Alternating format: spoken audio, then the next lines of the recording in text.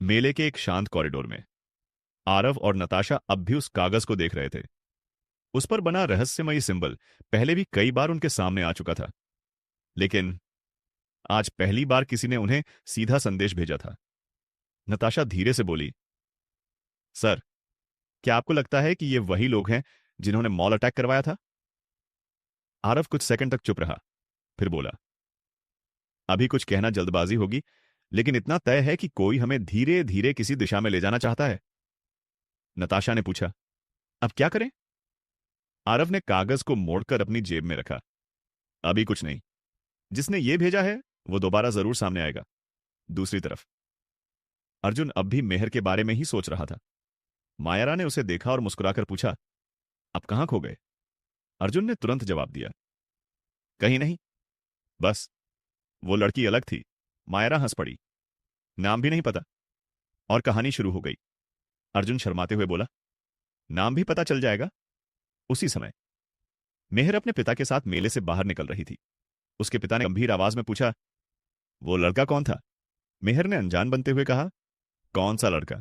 वही जो बार बार तुम्हारी तरफ देख रहा था।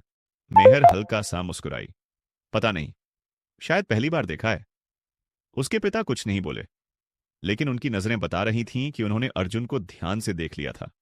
इधर नेहा और रिया भी वापस जाने की तैयारी कर रही थीं। रिया ने मुस्कुराकर पूछा, आज का दिन कैसा रहा? नेहा कुछ पल चुप रही, फिर बोली, अजीब।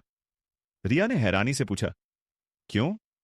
नेहा ने धीरे से कहा, पता नहीं क्यों, जब भी आरव आसपास होता है ऐसा लगता है जैसे वो बहुत कुछ छिपा रहा है। दूसरी तरफ मेले के कंट्रोल रूम में वही रहस्यमयी आदमी स्क्रीन पर आरव को देख रहा था। उसके साथ खड़ा दूसरा आदमी बोला, सर, क्या अगला चरण शुरू करें? वह आदमी हल्का सा मुस्कुराया, नहीं, अभी नहीं, उसे खुद हमारे पास आने दो। इतना कहकर उसने एक फाइल टेबल पर रख दी। फाइल के ऊपर सिर्फ एक शब्द लिखा था, आइलैंड। उसने फाइल को फिर बंद कर दिया। अभी समय नहीं आया है। उधर आरव, नताशा, अर्जुन और मायरा वापस पार्किंग की तरफ जा रहे थे। अचानक आरव का फोन बज उठा। स्क्रीन पर कोई नंबर नहीं था, सिर्फ लिखा था, अननोन कॉलर। आरव ने कॉल रिसीव किया। दूसरी तरफ कुछ सेकंड तक बिल्कुल सन्नाटा रहा। फिर एक भारी आवाज सुनाई दी, आरव, अगर अपने सवालों के जवाब चाहिए तो अतीत से भागना बंद कर दो। इतना कहकर कॉल कट गया। आरव कुछ सेकंड तक फोन की स्क्रीन को देखता रहा। नताशा ने पूछा, सर, कौन था? आरव ने शांत स्वर में जवाब दिया, यही पता लगाना है। लेकिन उसे बिल्कुल अंदाजा नहीं था कि उस एक फोन कॉल ने उसकी जिंदगी का सबसे खतरनाक अध्याय शुरू कर दिया था। पार्किंग एरिया में कुछ सेकंड तक पूरी तरह सन्नाटा छाया रहा। आरव अब भी अपने फोन की स्क्रीन देख रहा था। कॉल कट चुकी थी, लेकिन उस अनजान व्यक्ति की आवाज अभी भी उसके दिमाग में गूंज रही थी। अगर अपने सवालों के जवाब चाहिए तो अतीत से भागना बंद कर दो। नताशा ने धीरे से पूछा, सर, क्या नंबर ट्रेस करूं? आरव ने सिर हिलाया, जरूरत नहीं। जिसने कॉल किया है उसे पहले से पता था कि हम उसे ट्रेस करने की कोशिश करेंगे। नताशा समझ गई कि सामने वाला कोई आम इंसान नहीं है। दूसरी तरफ अर्जुन अब भी मेले के बाहर खड़ा लोगों की भीड़ को देख रहा था। मायरा उसके पास आई और बोली, चलो, अब घर भी चलना है। अर्जुन ने गहरी सांस ली, यार, नाम तो पूछ लेता। मायरा हंस पड़ी, पूरे मेले में बस यही काम रह गया था? अर्जुन मुस्कुराते हुए बोला, तुम नहीं समझोगी। उसी समय मेहर अपनी कार में बैठ चुकी थी। कार धीरे धीरे आगे बढ़ने लगी। वह खिड़की से बाहर मेले की रोशनियों को देख रही थी। अचानक उसे वही लड़का याद आया जो गेम स्टॉल पर बार बार उसकी तरफ देख रहा था। उसके चेहरे पर हल्की सी मुस्कान आ गई, लेकिन अगले ही पल उसके पिता की आवाज सुनाई दी, मेहर, आज के बाद उस लड़के से दूरी बनाकर रखना। मेहर ने हैरानी से पूछा, क्यों? उन्होंने सीधा जवाब नहीं दिया, बस इतना कहा, कुछ लोग जितने सामान्य दिखाई देते हैं असल में उतने होते नहीं हैं। मेहर चुप हो गई। इधर आरव की कार शहर की सड़कों पर आगे बढ़ रही थी। अचानक नताशा का फोन बज उठा। उसने कॉल रिसीव किया। जी।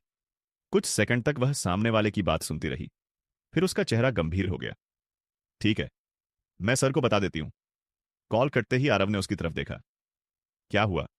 नताशा बोली। सर, जिस रहस्यमयी सिंबल के बारे में हमने जानकारी निकलवाने की कोशिश की थी, उसका कोई रिकॉर्ड नहीं मिला। ऐसा लग रहा है जैसे उसे जानबूझकर हर जगह से मिटा दिया गया हो।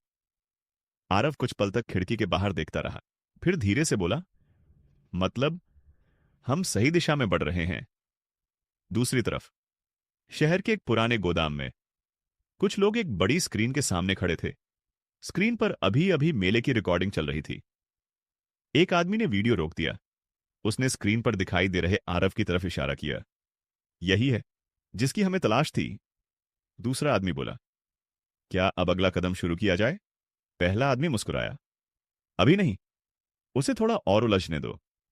उसने टेबल पर रखी एक पुरानी फाइल खोली।